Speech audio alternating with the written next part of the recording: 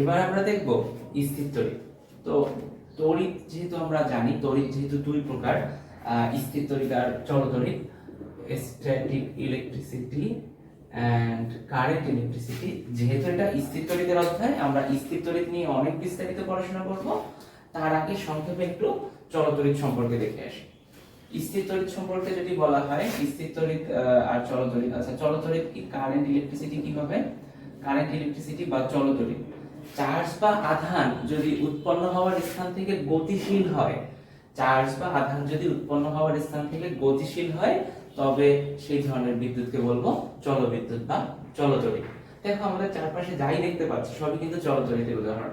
তুমি যে মোবাইল ফোনটার মাধ্যমে এই ভিডিওটা এখন দেখছো, ভাবো তো সেই মোবাইল ফোনটা কোন বিদ্যুতে কোন বিদ্যুতে চলতেছে? সেটা কি স্থির বিদ্যুতের জন্য চলছে না চলবিদ্যুতের জন্য? আশা করি বুঝতে পেরেছো। চলবিদ্যুতের কারণে। কি কারণ বলো তো? কারণ তোমার ফোনের ব্যাটারিটা তুমি চার্জ করো রেগুলারলি, যখনই চার্জ ড্রেইন হয়ে যায়, চার্জ শেষ হয়ে যায়, তুমি আবার চার্জ করো, রিচার্জ করো। এবার রিচার্জ করার পর কি হয়, তুমি যখন ফোনটা ব্যবহার করো, ধরো এখন তুমি এই যে ভিডিওটা দেখছো, এখন কি হচ্ছে, ব্যাটারি থেকে তোমার সার্কিটে ইলেকট্রিসিটি সাপ্লাই হচ্ছে। আমাদের এই চলতড়িতের উদাহরণ কি, ইলেকট্রিসিটি সাপ্লাই হচ্ছে কোথায়? তুমি যদি স্ক্রিনে দেখো তাহলে তোমার মনিটরে বা তোমার স্ক্রিনে ইলেকট্রিসিটি সাপ্লাই হচ্ছে। তোমার যদি নেটওয়ার্ক অন করা থাকে, যদি ভিডিওটা ডাউনলোড করা না হয়, অনলাইনে দেখো, তাহলে তোমার নেটওয়ার্ক ইন্টারফেস কার্ড, যেখান থেকে ইন্টারনেট কানেকশন প্রোভাইড করা হয়, সার্কিটের ওই অংশে বিদ্যুৎ প্রোভাইড হচ্ছে। যখন তুমি কথা বলো মোবাইল ফোনের মাধ্যমে, তখন কি হয়? তখন তোমার এনআইসি তে প্লাস তোমার স্পিকারে, সেখানে ইলেকট্রিসিটি সাপ্লাই দেয় ব্যাটারিটা। যখন তুমি মোবাইল ফোন থেকে কোনো ছবি তুলো বা ভিডিও রেকর্ড করো, তখন কি হয়? তখন সার্কিটের ওই অংশটাতে বিদ্যুতের সাপ্লাই দেয় বা বিদ্যুৎ প্রবাহ হয়। এরকম আশেপাশে আমরা যাই দেখতে পাচ্ছি, মাথার উপরে চলা তোমার ফ্যান কিংবা এসি অথবা ভাল্ব, সব জায়গায় কিন্তু আমরা চলতড়িতের উদাহরণ দেখতে পাই। চলতড়িৎ যেহেতু পরের অধ্যায়ে, আমরা এটা নিয়ে পরবর্তীতে বিস্তারিত আলোচনা করব। আজকে আমরা দেখব স্থির তড়িৎ বা স্ট্যাটিক ইলেকট্রিসিটি, স্থির বিদ্যুৎ। স্থির বিদ্যুৎ, এখন চার্জ বা আধান যদি তার উৎপন্ন হওয়ার স্থান থেকে গতিশীল হয়, তাহলে সেটা যদি হয় চলবিদ্যুৎ। আর চার্জ বা আধান যদি গতিশীল না হয়, স্থির থাকে, তাহলে সেটা হয়ে যাচ্ছে স্থির বিদ্যুৎ। চার্জ বা আধান যদি তার উৎপন্ন হওয়ার স্থান থেকে গতিশীল না হয়, তাহলে তাকে বলবো স্থির বিদ্যুৎ বা স্ট্যাটিক ইলেকট্রিসিটি। এই স্ট্যাটিক ইলেকট্রিসিটির বাস্তব উদাহরণ আমরা কোথায় পাই? তোমাদের বইতে রিডিং করে দেখবে, কত সুন্দর করে বলা আছে, চিরুনি দিয়ে চুল আঁচড়ানো। এরপরে ধরো চিরুনির প্রয়োজন হয়, আমরা কলম বা যেকোনো কিছু আমাদের চুলে ঘষলে এবার ছোট ছোট কাগজ আকর্ষণ করে। বাট বাস্তবে আমাদের প্রয়োগ কোথায়, বা বাস্তব জীবনে আসলে সত্যি সত্যি এটা তো কোনো হেল্পফুল কাজের ব্যবহার হচ্ছে না। আমি চিরুনি দিয়ে চুল আঁচড়ালাম, কাগজ অ্যাট্রাক্ট করলাম ওটা দিয়ে, আসলে এরকম কোনো ইউজ, মানে আমরা চলতড়িতে ব্যবহার করতেছি প্রচুর, আমাদের দৈনন্দিন জীবনে ইউজ হচ্ছে, ব্যবহারটা লাগে প্রয়োজনীয় মানুষের জন্য, এরকম কোনো স্থির বিদ্যুতের ব্যবহার আছে? অনেক ব্যবহার আছে। কিভাবে? আমরা যে ফটোকপি করি, এই ফটোকপি মেশিন কিন্তু স্থির বিদ্যুতের সাহায্যে ফাংশন করে। এরপরে আমরা যখন কালার করি, নরমালি ধরো তোমার বাসায় যে রংটা করা হচ্ছে বা যে কোনো একটা অবজেক্টে যখন আমরা কালার করি, কি করি? একটা রঙের ডিব্বা বা রঙের যে কন্টেইনার, ওর মধ্যে আমরা ব্রাশ ডুবাই, এরপর ওটা ব্রাশটা পলিশ করে করে আর কি রং করি।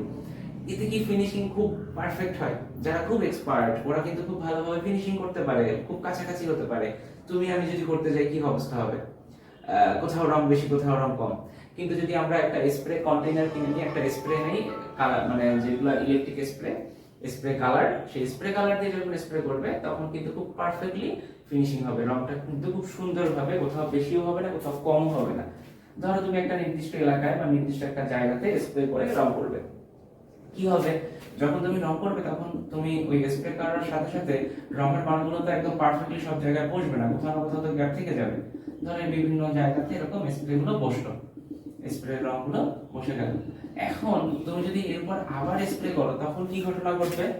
যে জায়গাতে অলরেডি রঙের পার্টিকেল বা রঙের কণা আছে, ওর উপর যদি আবার রং পড়ে, তখন কি ওই জায়গাটা গাঢ় হয়ে যাবে। আর যে জায়গাটা গ্যাপ, সাদা, যে জায়গাতে রং হয়নি, ওই জায়গায় কি হবে? তখন হালকা হয়ে যাবে।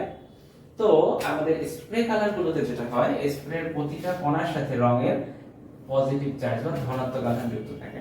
ফলে কি ঘটনা ঘটে, আমরা কি জানি আধান বা চার্জের বৈশিষ্ট্য অনুযায়ী সমধর্মী আধান পরস্পরকে বিকর্ষণ করে, সমধর্মী আধান পরস্পরকে করে বিকর্ষণ, এবং বিপরীতধর্মী আধান পরস্পরকে করে আকর্ষণ। ফলে যেহেতু চার রঙের প্রতিটি কণার সাথে একটি করে ধনাত্মক আধান যুক্ত আছে, অতএব প্রতিটি কণাকে বিকর্ষণ করবে। সমধর্মী হওয়ার কারণে, সবগুলো পজিটিভ হওয়ার কারণে বিকর্ষণ করবে। ফলে একটা রঙের কণা যে জায়গায় আছে ওর উপরে আরেকটা রঙের কণা কিন্তু বসতে পারবে না। আরেকটা রঙের কণা কোথায় বসবে? যেখানে রং নেই, যেখানে গ্যাপ আছে বা ঘাটতি আছে, যেখানে রং কণাটা নেই, সেই গ্যাপেই শুধুমাত্র নতুন করে রঙের কণা বসতে পারবে। অর্থাৎ তোমার কিন্তু এখানে কোনো চিন্তা করতে হবে না, তুমি ইজিলি জাস্ট স্প্রে করবে, ওর মধ্যে হয়ে পারফেক্টলি রংটা ব্যালেন্স হয়ে বসে যাবে। এতে কি হয়, ফিনিশিংটা যেমন সুন্দর হয় তেমন আমাদের রঙের অপচয় হয় না বা বাড়তি রঙেরও ব্যবহার হয় না। এবং এক্সপার্ট তোমাকে রং করার জন্য এক্সপার্ট আর্টিস্ট হতে হবে না, তুমি নরমালি স্প্রে করে রং করে ফেলতে পারবে। আশা করি বুঝতে পেরেছো। তাহলে এইগুলো আমাদের স্থির বিদ্যুতের অনেক ব্যবহার। এছাড়া বজ্রপাত যখন হয় তখন আমাদের অনেক পরিমাণে নেগেটিভ চার্জ মেঘের মধ্যে জমা হয়, মেঘে ঘর্ষণের ফলে, এটাও কিন্তু একটি স্থির বিদ্যুতের উদাহরণ। তাহলে আমরা যদি আধান এবং স্থির বিদ্যুৎ সম্পর্কে দেখি, আধান আমরা গত ভিডিওতে দেখছি, গত লেকচারে যেটা দেখলাম, সমধর্মী আধান হলো কি পজিটিভ এবং নেগেটিভ দুই ধরনের হয়, এবং সমধর্মী আধান পরস্পরকে বিকর্ষণ করে, বিপরীতধর্মী আধান পরস্পরকে আকর্ষণ করে। বিদ্যুৎ বা ইলেকট্রিসিটি এবং হলো ম্যাগনেট বা ম্যাগনেটিজম দুটো কিন্তু একই শক্তি।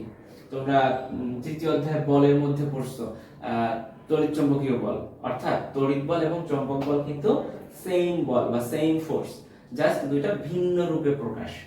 এই সিমিলারিটিস দেখো, আমরা যদি একটা চুম্বকের নর্থ পোলের কাছে আরেকটা চুম্বকের নর্থ পোল নিয়ে আসি, এটা কি আকর্ষণ করবে না বিকর্ষণ করবে?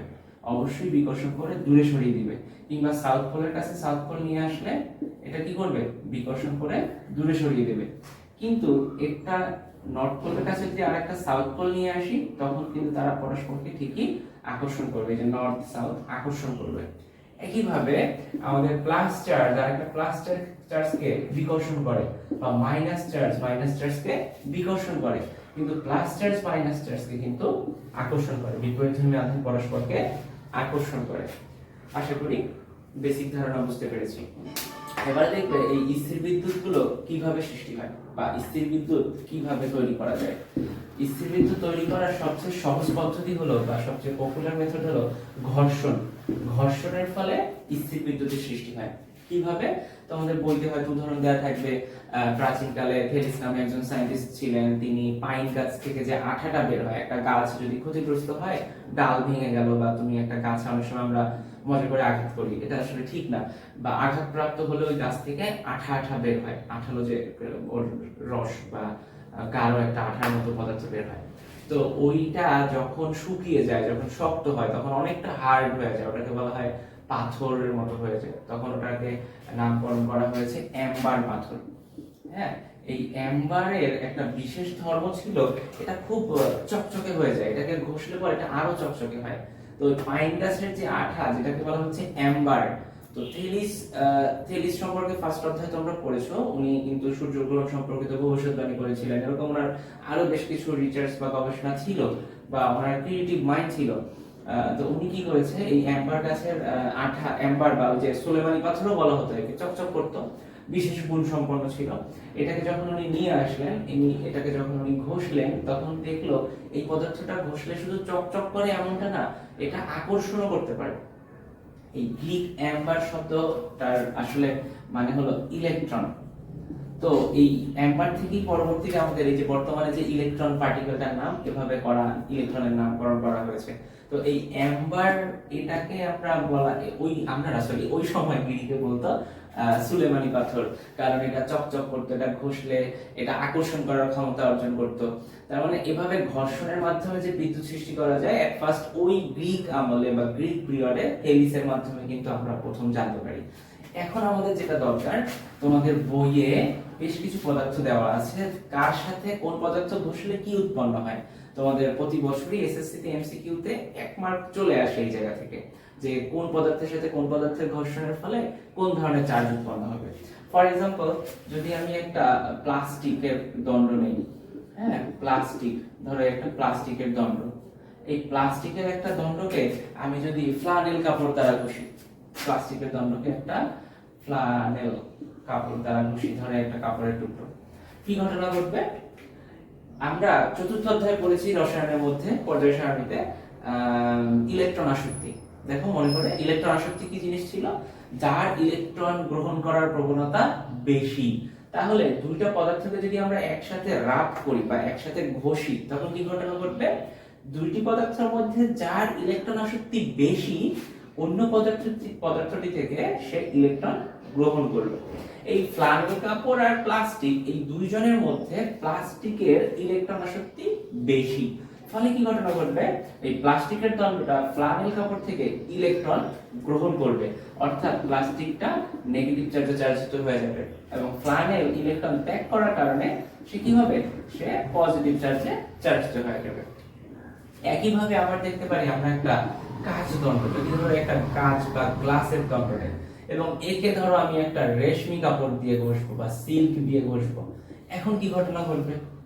এখানে কিন্তু এই গ্লাস এবং সিল্ক, কাঁচ এবং রেশমি কাপড়, এই দুইটি পদার্থের মধ্যে এই রেশমি কাপড়ের ইলেকট্রন আসক্তি বেশি। রেশমি কাপড়ের ইলেকট্রন শক্তি বেশি হলে কি হবে? যখন তুমি কাঁচ দণ্ডটাকে এই সিল্ক বা রেশমি কাপড় দিয়ে ঘষবে, তখন যেহেতু এই ইলেকট্রন শক্তি বেশি, এই কাঁচ থেকে এই সিল্কের কাপড়টা ইলেকট্রন গ্রহণ করবে, ফলে সে নেগেটিভ চার্জে চার্জিত হয়ে যাবে, এবং গ্লাস নেগেটিভ চার্জ ত্যাগ করার কারণে বা ইলেকট্রন ত্যাগ করার কারণে সে নিজে পজিটিভ চার্জে চার্জিত হয়ে যাবে। এভাবে আরো বেশ কিছু পদার্থের উদাহরণ বইতে দেওয়া আছে, আমরা এগুলো খুব সুন্দর করে পড়ে ফেলবো, যেটা আমাদের এসএসসি পরীক্ষার এমসিকিউর জন্য খুবই গুরুত্বপূর্ণ। এই কয়টি মনে রাখতে পারলে এখান থেকে ধরে নেওয়া যায় তুমি 1 মার্ক পেয়ে গেছো, ধরে নেওয়াই যায় তুমি পরীক্ষায় 1টি মার্ক পেয়ে গিয়েছো। আজকের জন্য তাহলে এটুকু, ধন্যবাদ।